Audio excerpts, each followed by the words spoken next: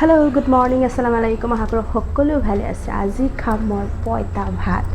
social মিডিয়াত trending topic হয় পইতা ভাত সকলোৱে খাই আছে যেহেতু মই ভাবিছোঁ আজি অকল টেষ্ট কৰি চাম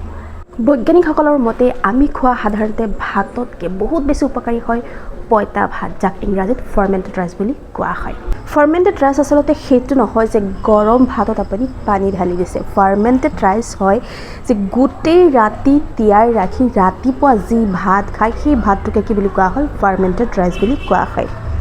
কালি বাহিৰৰ পৰা খাই আহিছিলোঁ তাৰ কাৰণে ৰাতিৰ ভাতখিনি থাকিয়েই গৈছিল মই ভাবিলোঁ ইয়াতে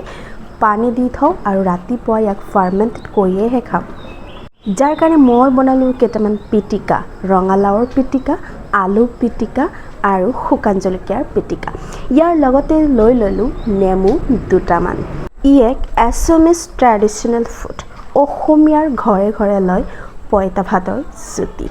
আপুনি ল'বচোন এনেদৰে পইতা ভাতৰ জুতি কেনেকুৱা লাগিছে অকণ কমেণ্ট বক্সত জনাব পইতা ভাতৰ লগত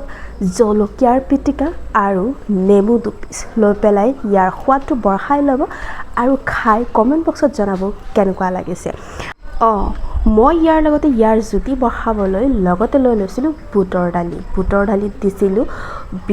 বিলাহী দি পেলাই বুটৰ দালি লৈ পেলাই এই পইতা ভাতৰ জুতিটো অকণ বঢ়াই ল'লোঁ